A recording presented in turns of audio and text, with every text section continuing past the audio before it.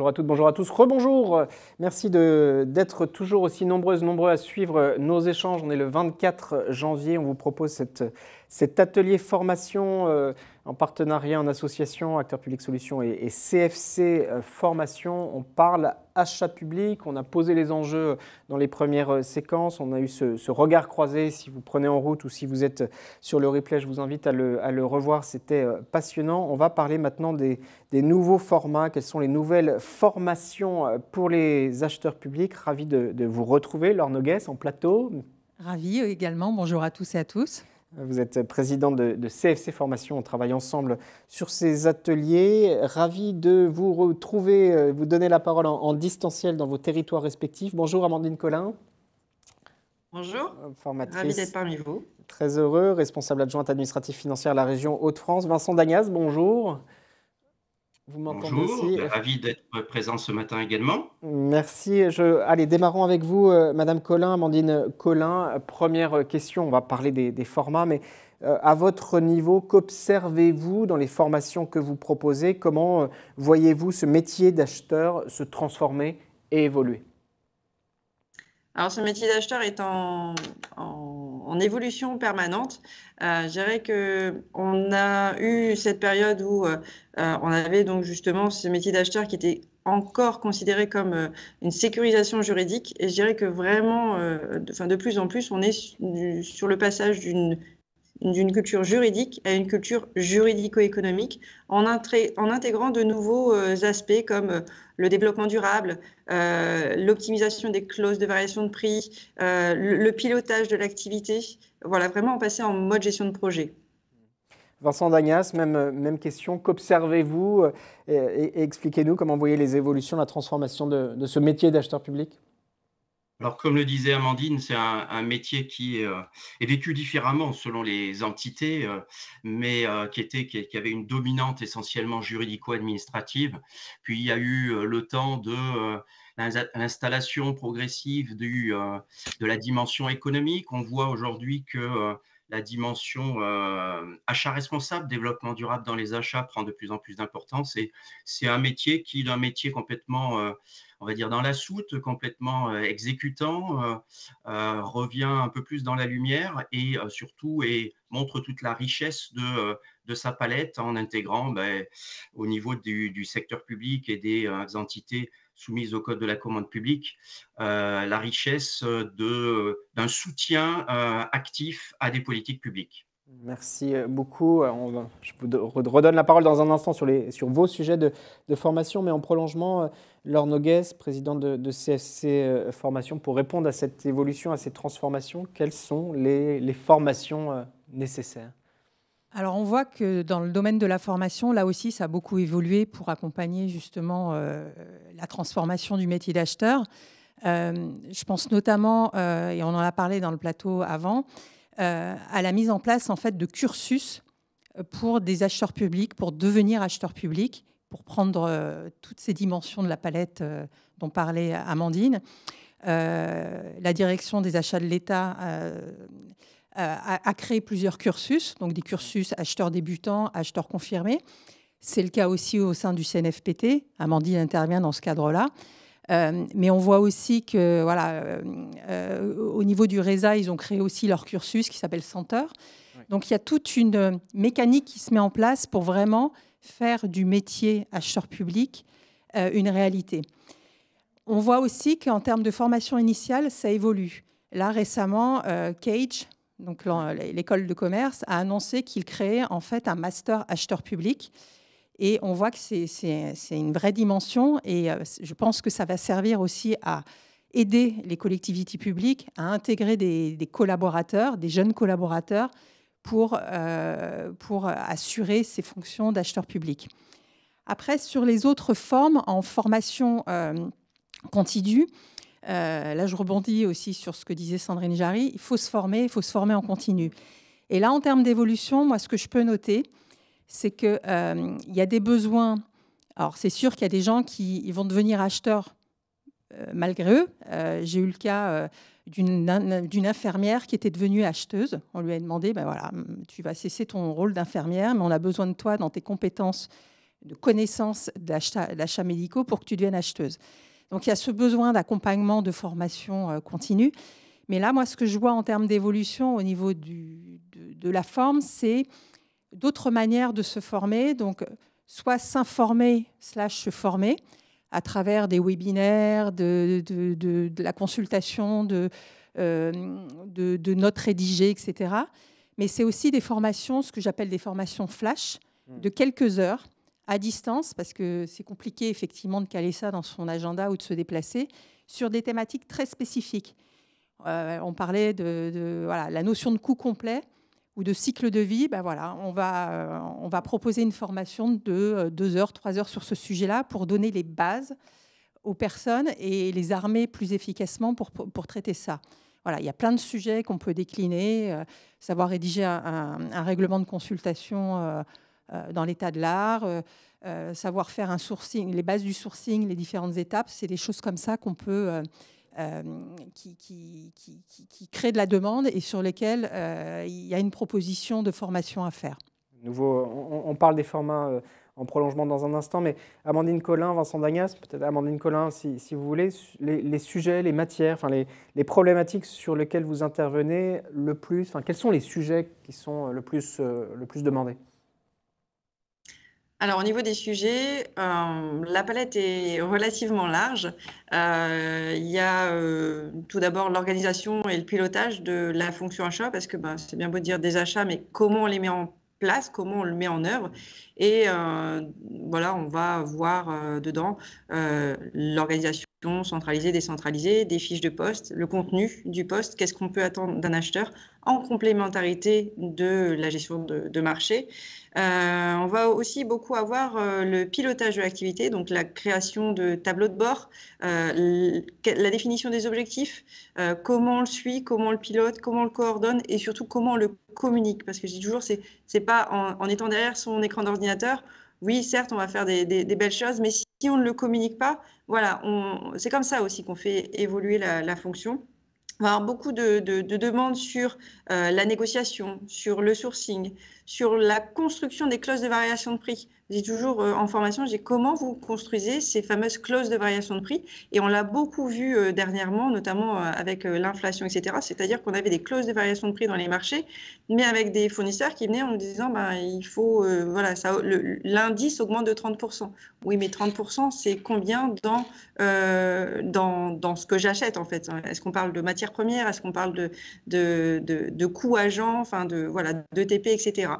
De transport. On va avoir aussi beaucoup de demandes sur quels sont du coup les leviers pour rendre l'achat performant, du pilotage d'activité, de l'analyse de données. Beaucoup de formations aussi te demandent en tout cas sur les clauses sociales environnementales ou plus globalement l'achat durable. Et je rebondis sur ce que disait Laure sur le coût complet. Analyser l'achat en coût complet, c'est vraiment vers ces éléments-là en fait que l'achat va se tourner. Et tout ça, voilà, avec de la gestion de projet, du management, de la communication. Voilà un petit peu les différentes thématiques, en tout cas, sur lesquelles j'interviens. Et juste pour clôturer, donc j'interviens sur un cycle également de responsable achat où on voit du coup différents modules, ça se décompose en 5 modules. Oui. Et récemment, ça fait maintenant 2-3 ans aussi, où je forme des futurs directeurs financiers, donc sur un module complet sur comment rendre la commande publique efficiente. Mais je parle à des directeurs financiers. Voilà. Et pour moi, le rôle entre la finance et les achats est hyper important. Merci beaucoup. Voilà. Sur la table ronde d'avant, on parlait d'efficacité globale qui doit être prise en compte. Vincent Dagnas, même question. Est-ce que sont les problématiques similaires? Qu'observez-vous? Qu'est-ce qu'on vous demande, les sujets les plus demandés en matière de formation? Oui, effectivement, je rejoindrai les points qui ont été évoqués par Amandine. Moi, j'interviens essentiellement sur les techniques d'achat, qu'il s'agisse du sourcing, de l'analyse fonctionnelle des besoins, de la stratégie achat et des différents leviers pour atteindre ces objectifs, de la négociation, et je reviendrai après sur les points qui sont le plus demandés, évidemment, des plans de progrès également dans le cadre du pilotage des relations avec les fournisseurs, de l'analyse des coûts également, hein, on parlait des clauses de variation, mais c'est une conséquence, hein, l'analyse des coûts, les leviers de décomposition de coûts, on voit bien que la population de juristes est curieuse, intéressée dans ces dimensions économiques, à comprendre comment aller décomposer les coûts et analyser les coûts chez les fournisseurs et dans les objets achetés, qu'il s'agisse de produits, de services et de travaux. Donc ça, c'est la première thématique, les techniques d'achat. La deuxième thématique, comme le disait Amandine, l'organisation, le management de la fonction achat, son pilotage, et là, intervention sur des modules plus courts de cartographie des achats sous des formats ateliers pratiques, où on part d'une nomenclature achat, d'un découpage des achats qui existe ou qui n'existe pas dans certaines entités, et on va jusqu'à travailler les premiers axes, et on donne des outils pratiques et des astuces, des tips sur comment réaliser une cartographie des achats, sur clairement ne pas tomber dans un certain nombre de pièges pratico-pratiques avec des retours d'expérience que nous pouvons avoir les uns et les autres, et où le groupe apprend aujourd'hui aussi dans ces ateliers, on y reviendra tout à l'heure, mais de l'ensemble des participants et pas simplement du formateur, hein, c'est tout l'intérêt de cette dynamique de groupe. Les thèmes de programmation des achats, hein, pour avoir une vision globale des achats, de maturité des achats également, donc tout ça, c'est plutôt la deuxième thématique du pilotage d'une fonction achat.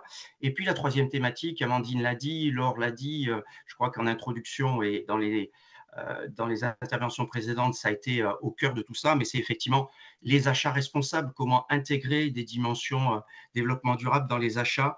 Et si je devais donner de mon côté les sujets les plus demandés, hein, le top des formations côté CFC et d'une manière générale au niveau des achats publics, moi je ressens souvent des besoins, et j'ai des besoins et des attentes qui me sont remontés, ainsi qu'à Laure évidemment, avec qui on collabore maintenant depuis de nombreuses années, sur le sourcing, qui est vraiment un top des formations, le sourcing, la négociation, la cartographie des achats pour des acheteurs qui prennent en charge leur portefeuille ou des managers achats qui veulent comprendre ce qu'ils achètent.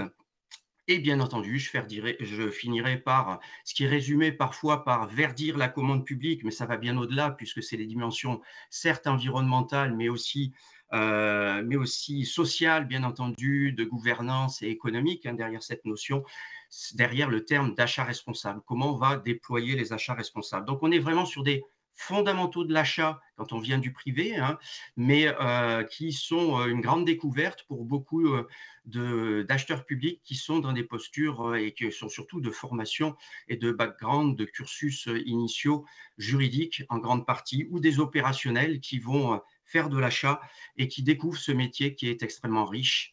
Voilà donc les trois sujets principaux: cartographie des achats, sourcing, allez, un quatrième, négociation, et puis les thématiques autour des achats responsables de manière tout à fait concrète, pas du tout simplement le b.a.-ba du développement durable. Non, c'est vraiment l'intégration concrète de la dimension développement durable dans un processus achat. On a parlé, Amandine Collin, sur la première table ronde, enfin sur les échanges précédents, d'innovation, de droit à l'erreur, d'expérimentation, bac à sable, portées par des technologies qui évoluent. Est-ce que vous avez ces problématiques-là, sont-elles demandées, sont-elles sollicitées?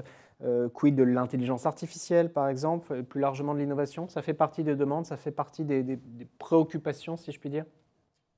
Alors, ça fait en effet partie des préoccupations, des demandes, des échanges que j'ai avec certaines collectivités, notamment que j'ai en formation.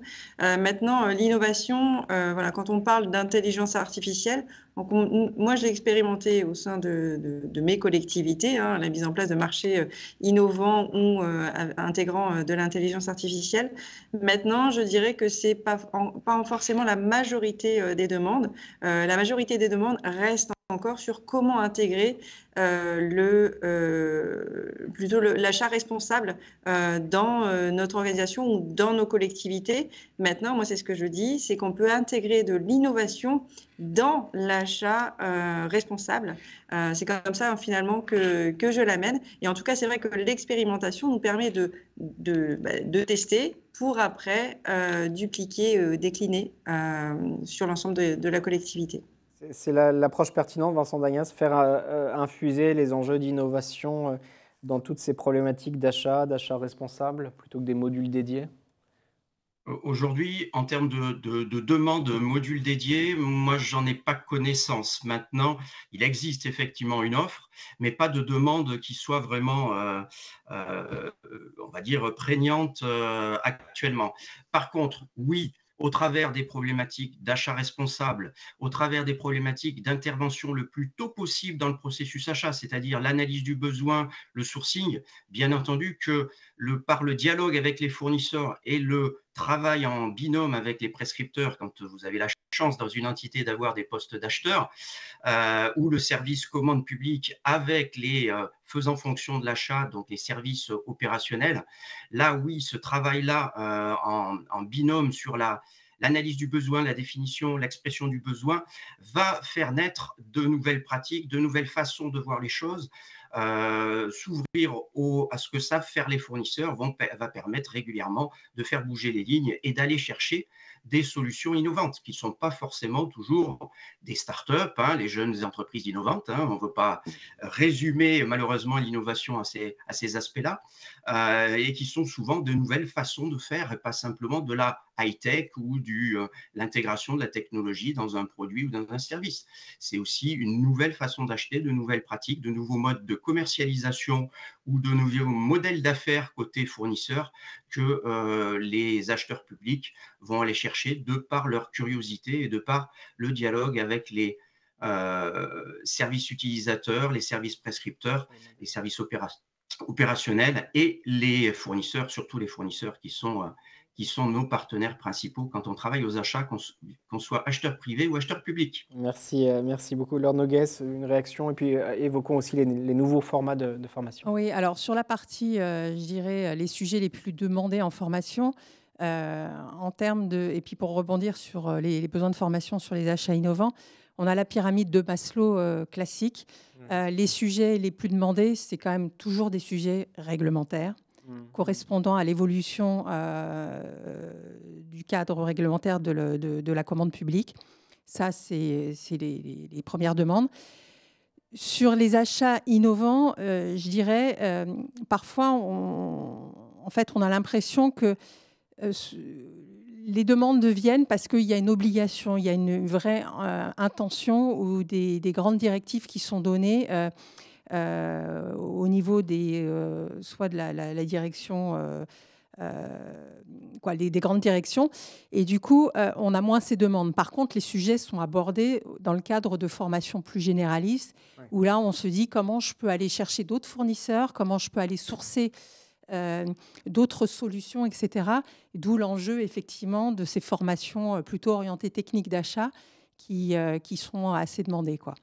Un mot, plus qu'un mot d'ailleurs, sur les formats de formation. On en parlait tout à l'heure, Sandrine Jarry de la DE. Je vous invite à revoir cette excellente table ronde. Regard croisé disait formez-vous. Ça peut se glisser, ça peut être quelques heures qui sont précieuses. Aujourd'hui, tous les formats existent finalement, peuvent être personnalisés d'une certaine manière. Alors, tous les formats existent. Je reste quand même convaincue que les formations, ce qu'on appelle synchrones, c'est-à-dire en lien avec un formateur, génèrent le plus de bénéfices pour l'apprenant. Maintenant, aujourd'hui, on sait très bien animer une formation à distance avec des techniques d'animation qui sont, je dirais, qui mettent l'apprenant au cœur du sujet sous forme de ce qu'on appelle des classes inversées, c'est-à-dire plutôt que faire un monologue en disant voilà la règle, voilà comment je la vulgarise et comment opérationnellement vous devez la mettre en œuvre, et puis vous faites des cas pratiques. Là, c'est un peu le contraire. C'est face à des situations, comment vous réagissez, qu'est-ce que feriez-vous et quelles sont les réactions possibles. Et du coup, ça permet vraiment d'embarquer les différents apprenants. Après, les autres formats de formation qu'on voit arriver, c'est bien sûr la partie e-learning. Oui. Donc, travailler sur des capsules de formation qui soient très pédagogiques, qui permettent de comprendre l'essentiel, je dirais, du sujet, pourquoi pas après utiliser les temps synchrones avec les formateurs à distance ou en présentiel pour là vraiment parler de sujets plus spécifiques et de mise en application. Moi, je pense que c'est ça un peu l'avenir des formations de demain, quoi. Vincent Dagnas, il nous reste encore quelques minutes d'échange, 5-6 minutes pour la régie. Sur les formats de formation, Monsieur Dagnas, vous intervenez de façon différenciée, plusieurs scénarios, enfin plusieurs formats sont possibles? Oui, effectivement, comme le disait Laure, aussi bien en distanciel qu'en présentiel, avec des formats très courts sur un certain nombre de techniques d'achat, qu'ils soient à distance et prévus sous forme de capsules e-learning, mais aussi des formats un peu plus longs, sous forme d'ateliers pratiques, où là, effectivement, les techniques vont être des techniques d'apprentissage au niveau du groupe. Et comme le disait très bien Laure, c'est le groupe qui va progresser, qui va acquérir des compétences sous forme de formation action, hein, souvent autour du jeu également. Hein. Il faut noter que la ludopédagogie apporte beaucoup aujourd'hui, même sur des matières qui peuvent paraître un peu arides, voilà, sur de la commande publique ou des achats, hein, introduire des jeux très simples, hein, on n'est pas obligé d'être sur des jeux très, très compliqués, très basiques.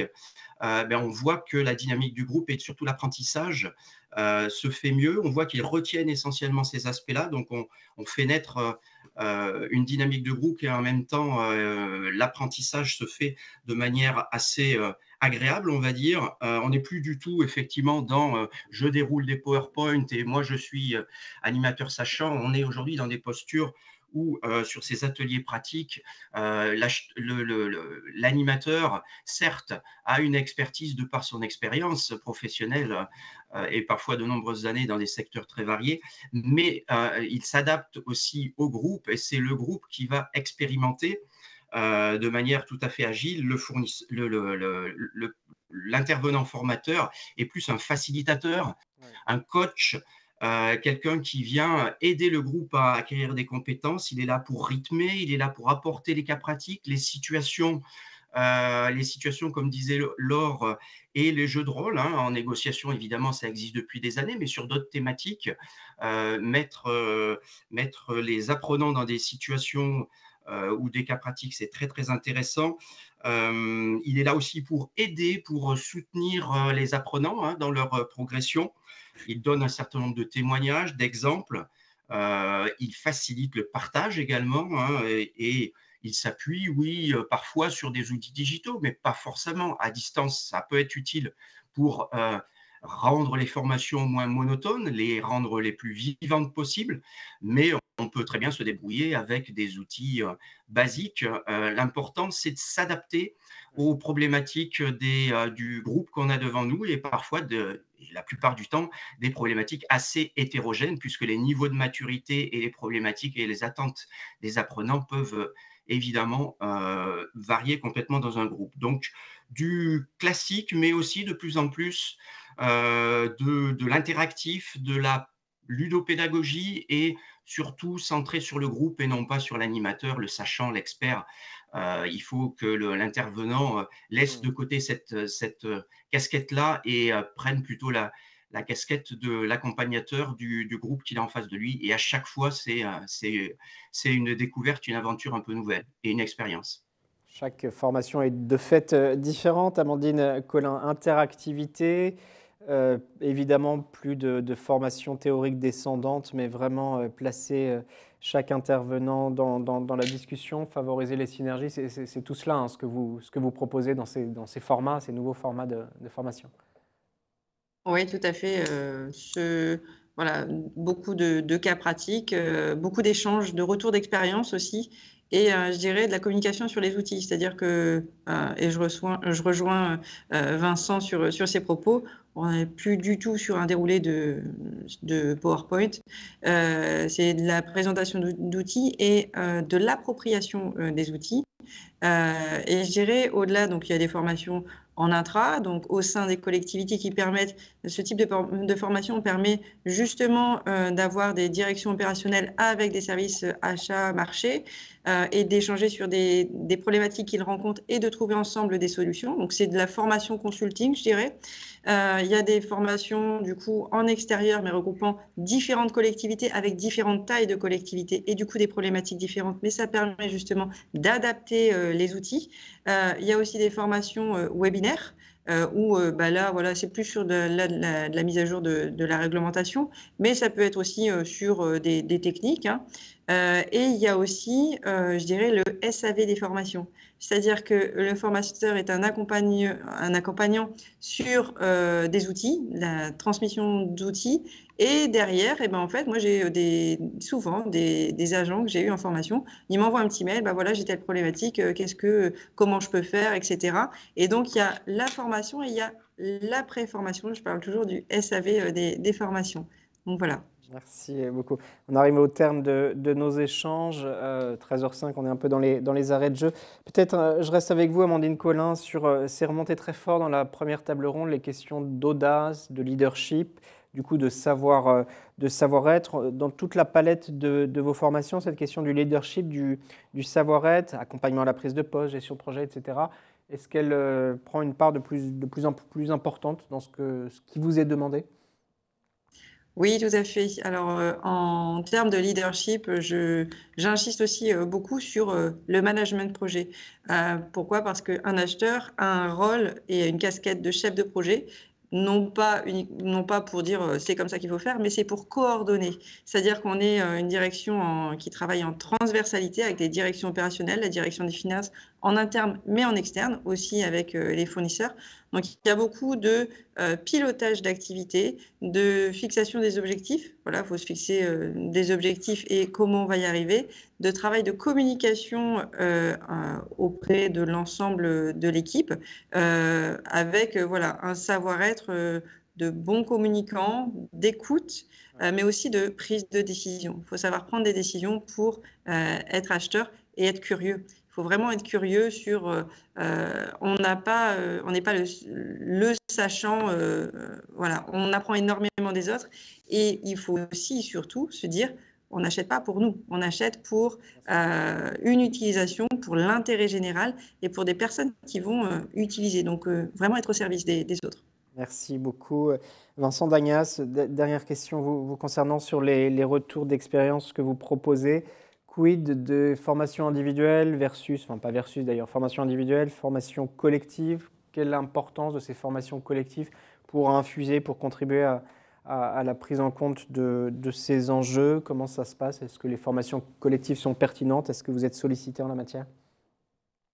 Alors effectivement, vous faites bien de signaler que les formations collectives sont d'une richesse inégalée puisqu'elles permettent dans les formats qu'on appelle intra, d'une part de créer un langage commun entre les différents participants du processus achat. On parle des acteurs ou du processus achat, de toute cette chaîne achat, marché, approvisionnement, logistique. On pourrait aller même plus loin puisque c'est des métiers assez proches et sans oublier la comptabilité fournisseur qui s'appelle de manière un peu différente au niveau du public, mais tous nos collègues du mandatement et de la liquidation facture ou du rapprochement et contrôle des factures. Donc tous ces acteurs-là, ils vont travailler ensemble lors de ces formations collectives et découvrir le métier des uns des autres, comprendre leurs problématiques, leurs difficultés parfois, comprendre la contribution des uns et des autres dans la chaîne. On parle souvent d'une chaîne achat appro-logistique. Et puis, bien entendu, en connaissant mieux, en faisant un petit vie ma vie au cours d'une ou deux journées de travail ensemble concrètes, ou plus quand des parcours sont organisés sur la durée, ce qui est encore plus pertinent. Et je fais référence à un parcours également que Laure, avec CFC Formation, est en train de lancer sur les acheteurs et acheteurs confirmés. Ça permet aux uns aux autres de mieux se connaître, donc de mieux s'accepter, de mieux gérer les interactions, les interfaces entre les uns et les autres, et puis travailler ensemble tout simplement, puisque c'est mieux travailler ensemble, puisque l'acheteur, du coup, il a ce rôle, comme l'a dit Amandine, de chef d'orchestre, de travail en mode projet, de faire travailler les différents acteurs. Il n'est pas du tout dans une posture de décideur, plus du tout, surtout pas dans les achats publics.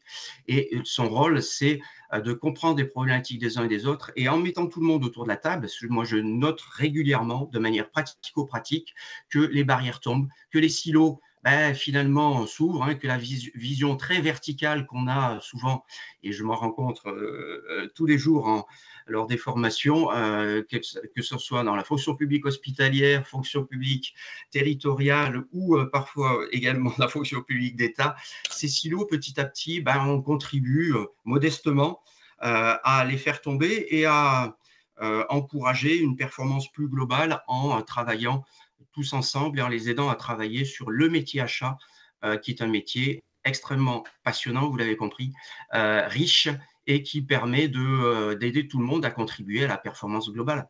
Donc oui, bien entendu, les formations collectives en format plus ou moins court, présentiel, évidemment, c'est beaucoup mieux, puisqu'on a la dimension savoir-être qui apparaît encore plus que derrière un écran, bien entendu, et sur des formats encore plus longs dans la durée, l'accompagnement d'une équipe, d'une collectivité, avec le manager, c'est encore mieux, permettent de faire monter en compétence tout un chacun.